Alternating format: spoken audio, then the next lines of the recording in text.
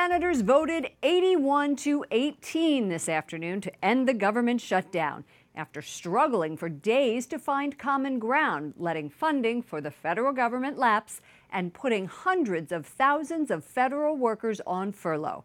The new plan extends funding through February 8th. We have team coverage for you tonight. Correspondent Mark Irons brings us White House reaction, but we begin with Capitol Hill correspondent Jason Calvi. Good evening, Jason. Good evening, Lauren. Today's spending bill keeps the government open for 3 weeks. In exchange, the Senate Majority Leader promises to bring up immigration reform and a solution for dreamers, immigrants brought to the country illegally as kids. Senators now have 17 days to reach a deal. Democrats relent on their blockade of a temporary government spending bill. The yeas are 81. 81 senators voting to move it forward. Senate Majority Leader Mitch McConnell eased Democratic worries at the beginning of this third day of the government shutdown. All of us want to make life better for the American people. I hope and intend that we can reach bipartisan solutions on issues such as military spending, immigration, and border security.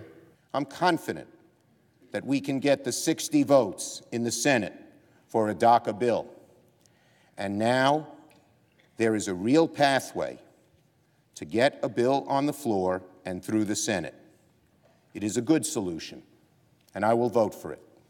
I spoke to Senator Jeff Flake, one of the key GOP senators negotiating that deal to resolve DACA, or Deferred Action for Childhood Arrivals. We have 7 Democrats, 7 Republicans, but broaden that, add some border security elements that people on my side of the aisle want. I'm sure the Democrats will want some things as well. But if we can broaden that product, the support for that product, we can have an easier time when we get to February 8th. But Democrats could face backlash. What do you say to people that are disappointed right now from the base? That they should be encouraged that for the first time in 5 years, we have a publicly expressed commitment to have a vote on the floor of the Senate.